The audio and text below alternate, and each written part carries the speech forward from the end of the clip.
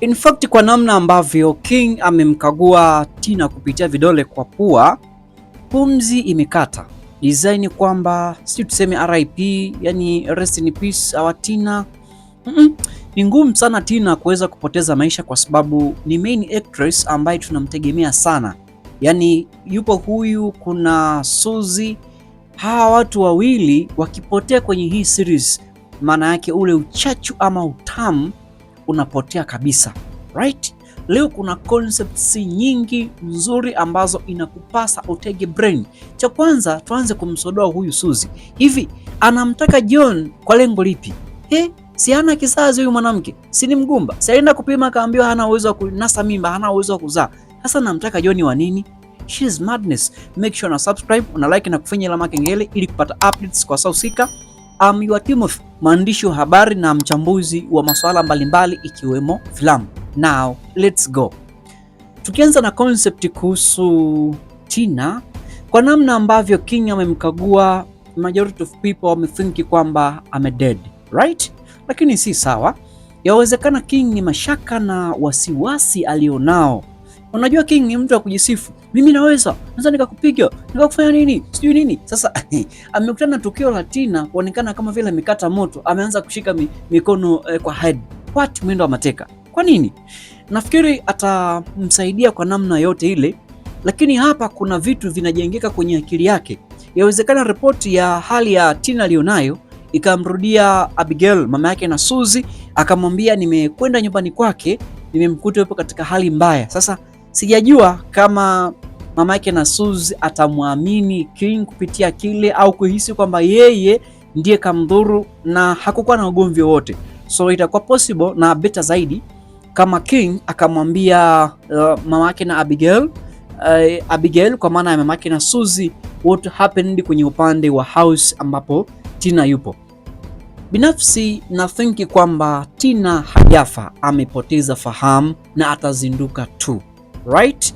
Na akizinduka, mtu wa kwanza kuweza kumtafuta ni Abigail ili aje ampatie msaada, kwa sababu hata yeye mwenyewe Abigail aliweza kupatiwa msaada na Tina, na wakiketi katika mazungumzo yao ndipo kutaibuka zile taarifa na matukio mjongeo, namna ambavyo hawa watu wamegubikwa na tuseme uhasama mkali kutoka kwa Suzy.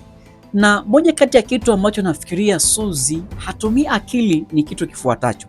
By the way, yeye kuondoka kwake nyumbani kwa mama yake, aliamini kabisa kwamba mama yake mzazi amepoteza maisha, kwa vile ambavyo alionekana amevuja damu na kile kitendo cha kumpiga Tina na kuamini kwa kumkaba na kuona pumzi imekata, anaamini kabisa hawa watu wamepoteza maisha. Sasa imagine kwamba Abigail wakaungana na Tina kuweza kumshughulikia Suzy, inakuwaje? Game ni tamu sana Sio kama mnapata hiyo concept.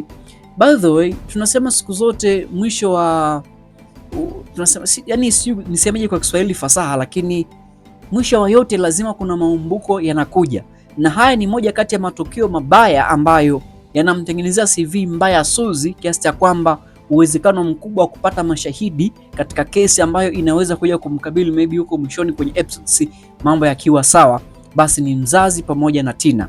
Hawa watu bado wanaonekana kwamba hawana, yani wana ushahidi wa kutosha wa kuweza kumshtaki Suzy, lakini kwa sababu ni mama anampenda mwanae, I don't know. But kama King akamsaidia Tina for the amini kwa another side, kuna uwezekano mkubwa Tina akaamini kwamba King anampenda kwa that, mpaka amekuja pale alikwenda kufanya nini? Maana anamjali, anatambua hisia zake, na ameshafahamu kwamba Sandra sio wangu, maybe Win pia sio wangu, lakini kama atakuwa amemdunga mimba ni patamu hapa, nina mashaka. Ondoka ya Win pale nyumbani kwa mara moja tu, inawezekana yupo na mimba kwa tumbo, na kinachofuatia I don't know kama ni kutoa au vipi, basi mambo yanajieleza huko mbele. Tukijiongea kwenye concept ya pili, dhamira kubwa ambayo Suzy anayo kwa sasa ni kuweza kumuua Naomi.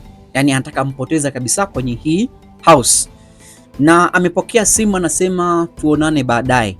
Waonane wapi? Na nani huyu? Kwa lengo lipi? Of course alipokuwa hapa alikuwa akimtazama namna Sandra yupo na John wanakula life, na akasema hawezi kukubali kuona furaha ile inatokea.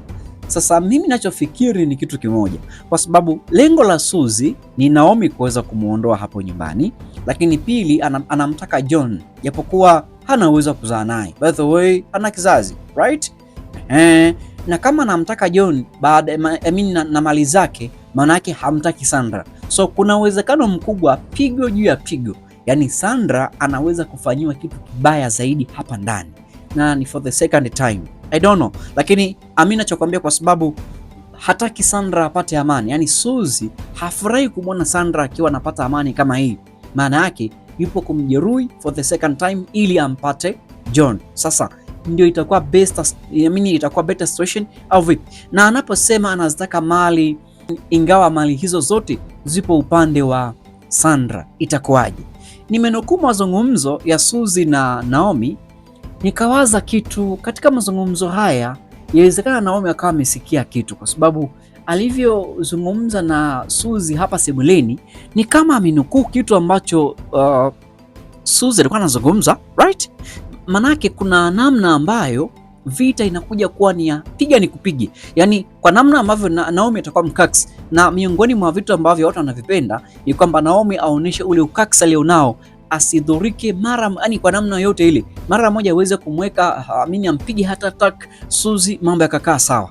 Na Suzy amini kwamba sio yeye ni mbabe tu kwenye kila sekta, bali sekta nyingine ambazo yeye akizichokoza mambo yanakuwa hivyo. Unajua, mpaka sasa tufahamu Sandra na John wameamua kukaa kimya, wasizungumze kile ambacho kimehappen kwa hospitali. Sasa kwa namna ambavyo Suzy ni nyambisi, ana uwezo wa kuja kumuuliza swali la kinafiki Sandra wakiwa kwenye msosi maybe anywhere, kwamba kwa muda huo mzee Tanu awepo, anamwambia Sandra, mbona hutupi ripoti kwamba wewe huna kizazi na uweze kuzaa? Nipo tamu hapo. Na akijikoroga akasema hivyo, maana yake wataamini kwamba huyu kuna kitu anafahamu, maana yake alikuwa anafuatilia taarifa zote na amejuaje.